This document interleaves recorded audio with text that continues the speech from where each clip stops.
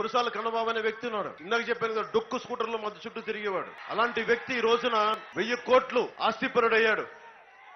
MLA Kannababu గురించి నాకు ఒక్కొక్క అక్రమ అర్జున గురించి చెప్తా ఉంటే, వాకలపూడిలో 20 కోట్ల విలువైన 4.86 ఎకరాల భూమిని లేఅవుట్ వేశారని చెప్పారు.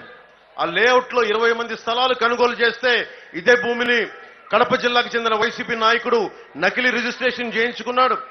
ఎమ్మెల్యే అండతోటి, కన్నబాబు అండతోటి చుట్టూ గోడ కూడా కట్టించేశారు. ఆల్రెడీ స్థలాలు కొనుగోలు చేసిన బాధితులు మొత్తుకున్న పోలీస్ స్టేషన్ కి వెళ్లిన ఫలితం లేకపోవడంతో బాధితులు ఈ రోజున కోర్టుకు చుట్టూ తిరిగే పరిస్థితి. నేను మాటిస్తున్నాను మీకు, ఆ బాధితులందరికీ మా పంతం నానాజీ గారి ద్వారా, మాకు తెలుగుదేశం నాయకుల ద్వారా, ఉమ్మడి కూటమి ప్రభుత్వం ద్వారా మీకు న్యాయం జరిపిస్తాను.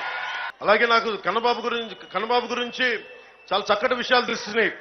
ఒక డొక్కు స్కూటర్ వేసుకొని తిరిగే వ్యక్తి, టుకుటుకులాడుతూ స్కూటర్ తిరిగే వ్యక్తి, ఎవరైనా సరే కాకినాడ రూరల్లో లేఅవుట్ వేస్తే అప్రూవ్డ్ లేఅవుట్ అయితే ఎమ్మెల్యేకి 20 లక్షలు ఇవ్వాలి, అన్అప్రూవ్డ్ లేఅవుట్ అయితే 30 లక్షలు ఇవ్వాలి, పంట కాలువలు ఆక్రమించి లేఅవుట్ అయితే ఇంకో రేటుని చెప్తా ఉన్నారు. ఎవరి కుటుంబ తగాదాలున్నా, ఎవరు ఆర్థిక ఇబ్బందులతోటి స్థలాల్ని వాళ్ళకి అమ్మాలన్నా కానీ వీళ్ళు ఎంటర్ అయ్యి స్థలాలు లాగేస్తారు.